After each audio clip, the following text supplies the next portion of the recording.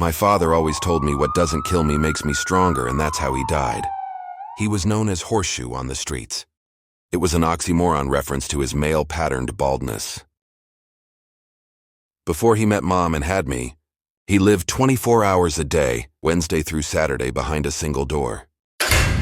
The door was at the end of a long, dark alley. It was made of 3-inch thick American steel. At about your belly button level was a laser-cut 2-inch tall by 3 inches wide slot.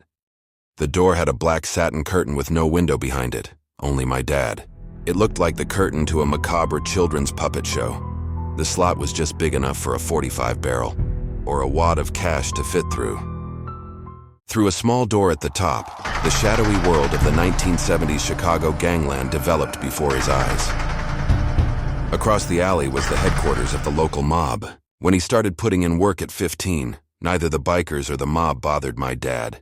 He was just the doorman to them. My dad introduced the Italians to crystal meth via the Angels of Death bike gang, who eventually also supplied their weekly kilo of coke order. To them, he was just a regular working guy who went home to his family on Sunday afternoon and drove a respectable car. On Sundays, my dad was just like any other dad living in Chicago's Upper East Side, and that's when I got to throw the football with my old man.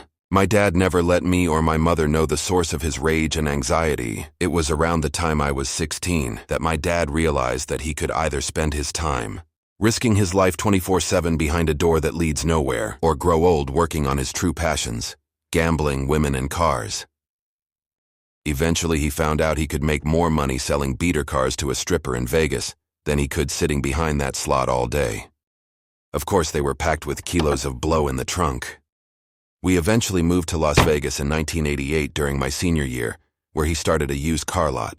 I always knew our mansion in the hills did not all come from that lot, and I wanted nothing to do with it, so I got a job selling advertising at the daily newspaper, which eventually led me to TV advertising. Hunter S. Thompson said, "The TV business is uglier than most things. It is normally perceived as some kind of cruel and shallow money trench through the heart of the journalism industry.